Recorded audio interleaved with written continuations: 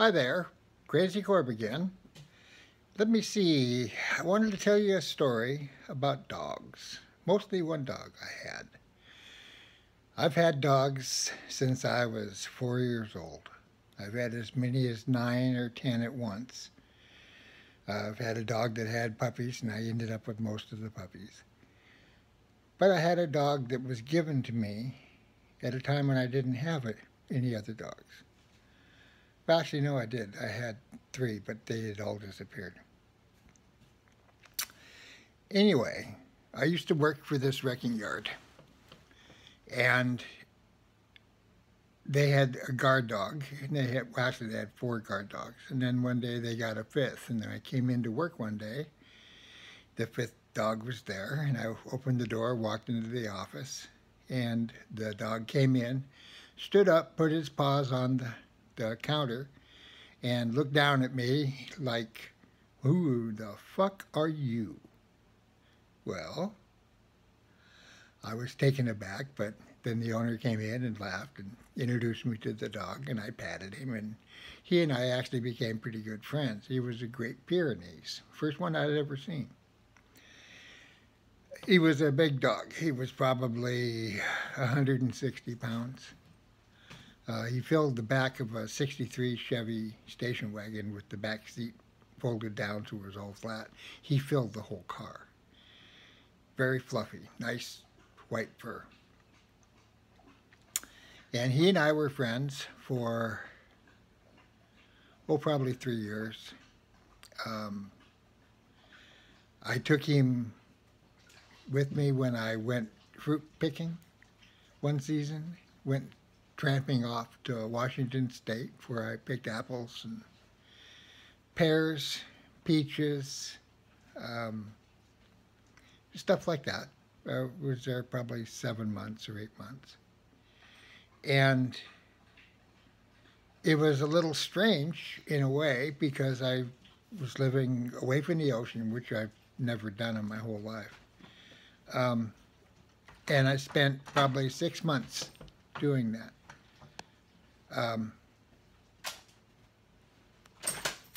Right outside of Tonasket, Washington, is where I was. Brutus, would you please get the fuck out of here now? That's my loving dog, Brutus, who doesn't seem to understand that he's in trouble. Anyway, a funny thing happened with Lucky. That was the dog's name. And we were, like I said, picking fruit. They give you a little cabin to live in, and we were living in this cabin. I had a couple of roommates. And all the windows were boarded up because Lucky had decided when I locked him in the cabin that he didn't like that, so he would just jump through the window. So I had lost all the windows. And one night, I was sitting at home with the wood stove, minding my own business, when there was a knock. I opened the door, and a fellow was standing there, and he said, "Are you the owner of a large white dog?" And I figured, here we go. And I go, yes, I am. He said, "Well, would you come with me, please? We need you right away down at the shed." So I followed him out, and we walked down to where the shed was. That's where all the machinery was stored and like that at this orchard. And as I walked up, we didn't drive, but as I walked up, I saw all these flashing lights, all these police cars, all of these people, everybody talking, and you know how people are in crime scenes. And I thought, oh good, my dog has just eaten somebody or something.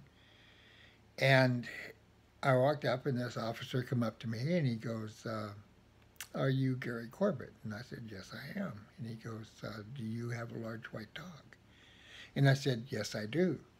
And he goes, "Well, we have a problem here, and I think, or at least hope, that you're going to be able to solve that for us."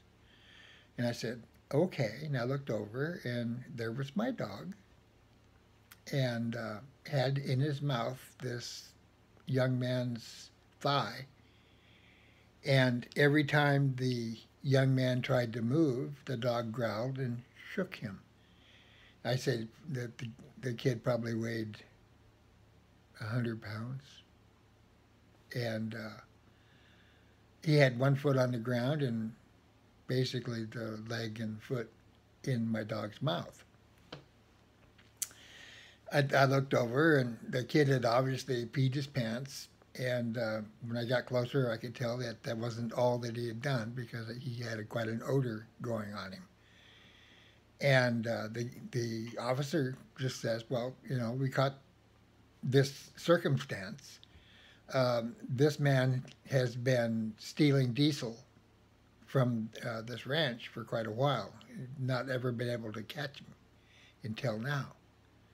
Now that we've caught him, and he has acknowledged that he was the one that's been coming up here stealing stuff. But your dog latched onto him. We've tried everything and can't get him to let go. So I'm hoping that you have an idea of how you can let your dog release this person. And I looked at him, and I kind of thought about it, and you know, yes, I'd had the dog for a year. I didn't have a clue how to get him to let go. I mean, he never had done anything like this before. He latched on to me once when I was taking a Coleman stove off of his foot, when he got his toenail stuck into two of the breathing holes in the side of it as he jumped onto a bed. And I just touched that camp stove, and he latched onto my shoulder and looked me in the eyes and said, basically, go ahead, take off the stove, but if you hurt me, I hurt you. And so I very carefully removed the stove and took it off of his claws.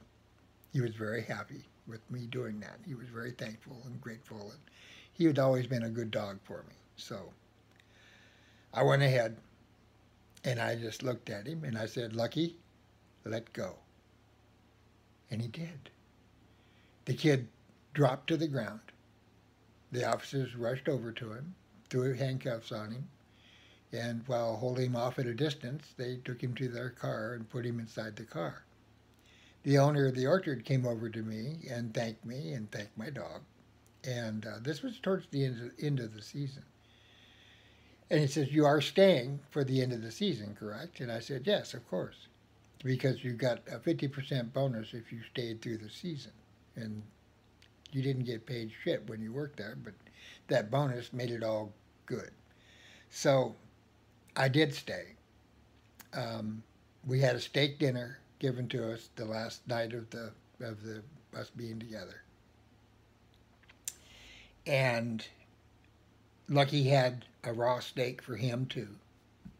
I got my bonus, which was actually fairly good, because I had picked there for several months. I think my bonus was probably $300, $400, something like that. And I got $100 for Lucky doing what he did. And I thought that was pretty nice. That was a fun thing. And I hope that you enjoyed me telling you this story about Lucky. And I hope that you will come back and enjoy things more. If you haven't subscribed, please do. And if you enjoyed this, please hit the like button. I appreciate that. My subscribers are growing slowly. They're probably glowing too, but they're growing slowly, but they are growing. So if you have friends, have them come look. Share the video. Thank you very much. And let's see if I can... Nope, not going to do it. I'll have to just reach over here.